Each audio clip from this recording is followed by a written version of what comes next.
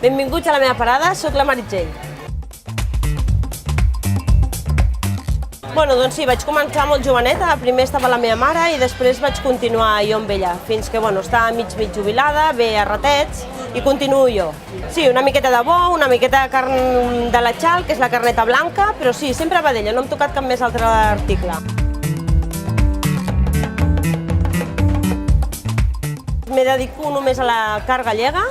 Vam començar a fer el canvi de la carn gallega quan va haver allò de les vaques boges, pel tema de l'aigua i així, i la veritat és que estem molt contents. Ens ha costat una mica arrencar, perquè clar, ningú té aquesta qualitat, és una miqueta més cara, però bé, les nostres clientes estan molt contentes i jo realment m'agrada més aquest gènere que no l'altre i sempre lluito com a més qualitat millor.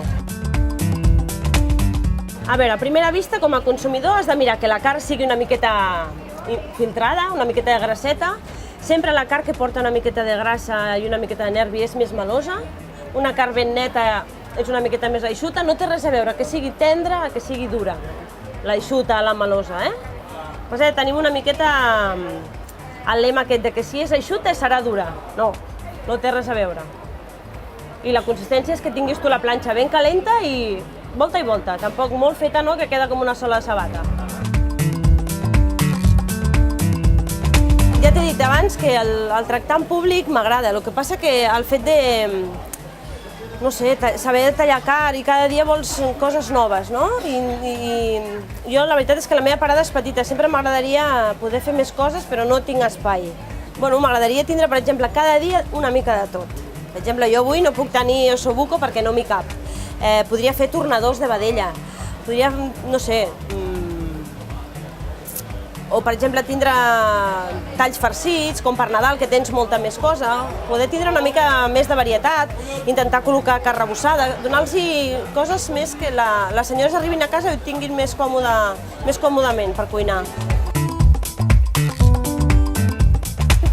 Si vols, te puc recomanar una mica la cua de vedella. Mira, agafo i la poso a rostir, amb una miqueta de ceba, una miqueta de puerro, la doro ben doradeta, llavors li tiro un got d'aigua calenteta i un got de vi blanc. La rosteixo una miqueta i la deixo reposar tota la nit.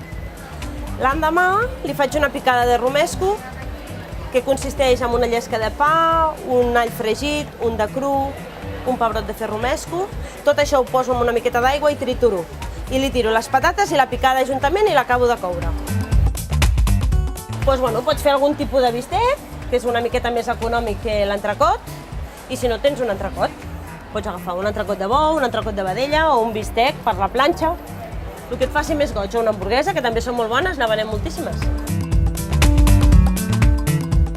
No, el que més et molesta potser és que a vegades no tinguin confiança. Tu els hi vols donar la màxima confiança perquè un client no és de pas, un client és per sempre, l'has de cuidar, l'has de mimar i tu el que vols és que et tinguin confiança amb tu i que torni un altre dia i que et diguin si està bé o està malament, si veus que si el producte que li has donat no li agrada gaire per poder, no sé, donar-li una altra cosa que a ella li agradi més. A veure, a mi és que m'agrada. Per exemple, a casa som 3 germanes, la gran i jo sempre ens ha agradat, i a la meva germana mitjana no li agrada gens, vull dir, no sé, a mi és que m'agrada, i realment jo crec que el teu negoci o t'agrada o ho fas a disgust.